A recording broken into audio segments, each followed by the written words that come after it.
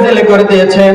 আর এই লাইলাতুল কদর থাকার কারণে রমজান মাসের মর্যাদা যেমন বৃদ্ধি হয়েছে, এই কোরআনটাকে যারা বুকে ধারণ করতে পেরেছে, যারা অন্তরে লালন করতে পেরেছে, ওই ব্যক্তির মর্যাদাও আল্লাহ রাব্বুল আলামিন দুনিয়ার বুকে বৃদ্ধি করছেন না করে নাই?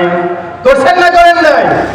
সম্মানিত ভাইরা আমার, আমরা মনে করি দুনিয়ার বুকে আল্লাহ রাব্বুল আলামিন মাত্র 10 জন ব্যক্তিদের জন্য দুনিয়ায় বসে তারা জান্নাতের সার্টিফিকেট অর্জন করেছে, ঠিক কিনা? কিন্তু বাস্তব হলো সত্য, শুধু 10 জন নয়, এইরকম আরো 10 করে বৃদ্ধি করে আল্লাহ রাব্বুল আলামিন আরো দিয়েছেন। বলুন সুবহানাল্লাহ। তবে 10 জন ব্যক্তির নাম আসছে, কিন্তু বাকিগুলোর নাম আমরা খুঁজে পাই না, তাই নাকি?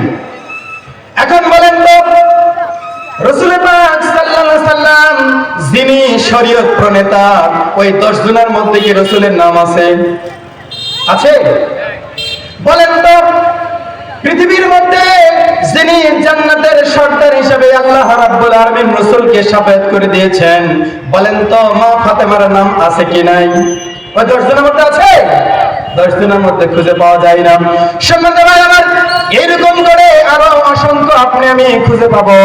আর এই খুঁজে পাইতে পাইতে আমরা অনেকেই জান্নাতের হিসাব নিকাশ করে ফেলাই, বলুন ঠিক কিনা?